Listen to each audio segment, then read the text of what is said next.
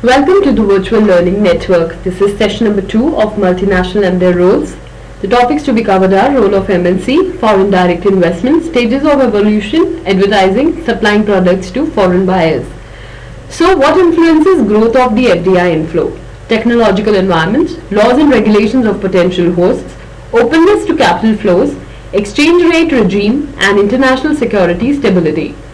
Why locate production abroad? Production को बाहर क्यों लेके जाना चाहिए, या बहुत सारी कंपनीज ऐसी होती हैं जो प्रोडक्शन के लिए बाहर की कंट्रीज की हेल्प लेती हैं. Why?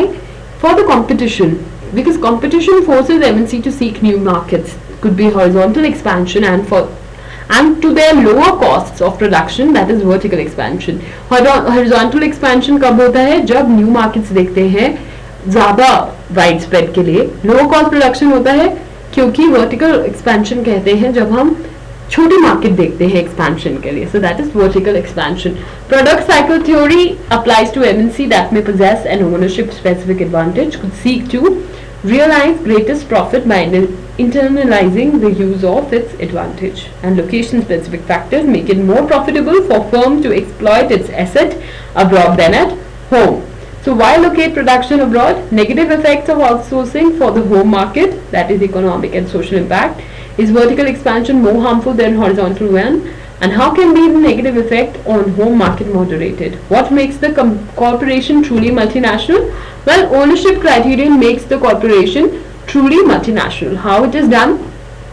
Well, some economists argue that ownership is the key and criterion.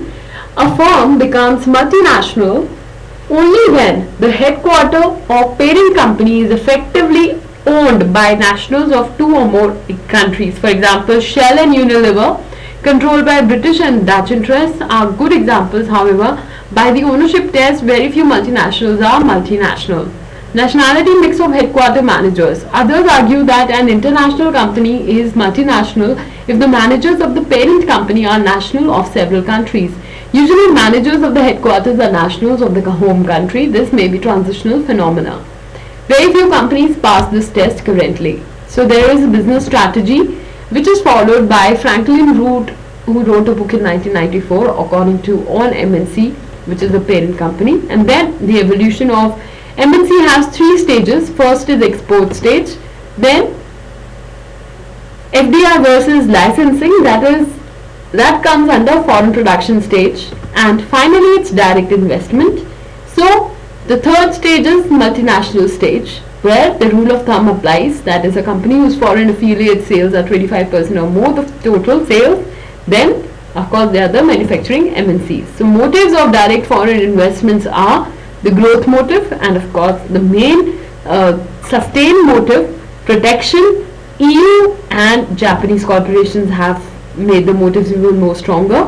So market competition in most of the markets, and the most certain method of preventing actual or potential competition is to acquire foreign businesses. GM purchased Monarch, that is GM Canada, and Opel GM Germany. It did not buy Toyota, Datsun and Volkswagen. They later became competitors.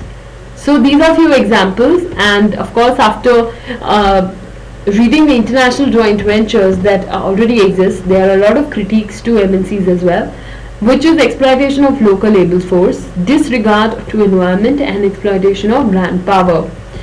So there are some no logo critiques as well.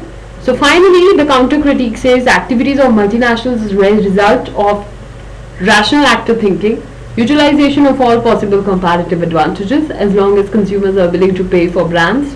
No reason to change strategy. I'm sure you will be able to answer these questions yourself now towards the end of this session. What are the activities of multinationals and what is the role of FDI? Thank you. Happy learning with We Learn.